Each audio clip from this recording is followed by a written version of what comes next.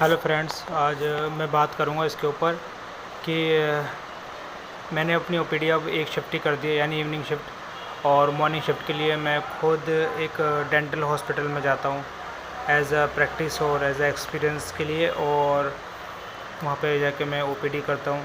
और जो मेरे सीनियर हैं वो मुझे बहुत अच्छे से गाइड करते हैं, मुझे बताते हैं कि डू एंड डोंट का कैसे आपको ध्यान रखना है और ओपीडी आपकी कैसे बढ़ेगी, आपको किन चीज़ों को ध्यान रखना है, अगर पेशेंट आ रहा है किस कंप्लेंट को लेकर आ रहा है, कैसे डायग्नोस करना है। हाँ, मानता हूँ कि हर चीज़ सीखने के बाद ही मैंने अपना क्लिनिक खोला है, लेकिन फिर भी बहुत सारी चीज़ें ऐसी होती कि जो क्लिनिक खुलने के बाद भी वो फुलफ़िल नहीं हो पाती और हमारे माइंड में बहुत सारे सवालात चलते रहते हैं कि कन्फ्यूज़न हो जाती है कि ये पेशेंट तो हमने किताबों में पढ़ा था या इसके बारे में हमने सिर्फ उस क्लिनिक पे देखा था और आज अचानक ही ये पेशेंट हमारे सामने आ गया।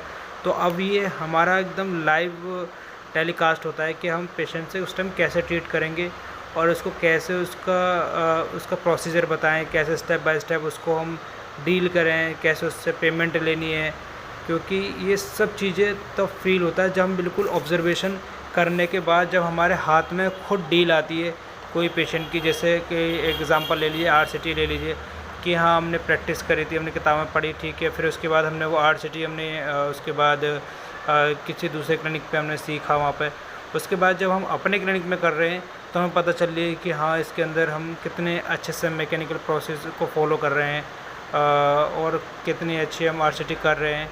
और अब पहले क्या उठा रहे हैं, पहले क्या उठा रहे हैं, पहले क्या कर रहे हैं, NSA इरिगेट कर रहे हैं, हाइपो कब यूज़ करना है या एस्ट्रो को कब यूज़ करना है, ये इन्फेक्टेड है, नॉन इन्फेक्टेड है, हर चीज़ खुद एक लाइव आती है तो हम उसको लाइव खुद डील करते हैं पेशेंट को। तो ये सब चीज़ फ़ील होती है कि हाँ, हम पेशेंट से कैसे डील करके और किस तरीके से पैसे अर्न कर रहे हैं सही गाइडेंस के साथ। क्योंकि पैसे अर्न करना तो प्रायोरिटी है, लेकिन फर्स्ट प्रायोरिटी हमारी ये है कि हम पेशेंट को अच्छे से डायग्नोस कर रहे हैं नहीं कर रहे, उसको बता रहे नहीं बता रहे।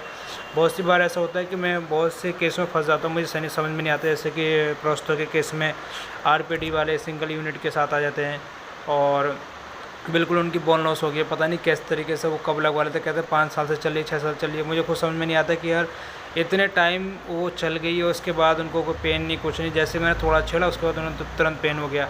तो मेरे ऊपर ही फिर ये हो जाता है कि यार तुमने जब से छेड़ा जब से हो रहा है, जब से तो कभी दिक्कत नहीं हुई। तो ये केस ऐसे होते हैं कि जो बहुत ईजी होते हैं लेकिन क्लियर नहीं हो पाते कि यार कैसे करना। तो इसी चीज़ का और ज़्यादा डीपली एक्सपीरियंस के लिए फिर मुझे एक क्लिनिक पे जाना पड़ेगा और मेरे बहुत अच्छे सीनियर हैं और जो मुझे गाइड करते हैं, मुझे बहुत बढ़िया लगता है ये सब चीज़ें।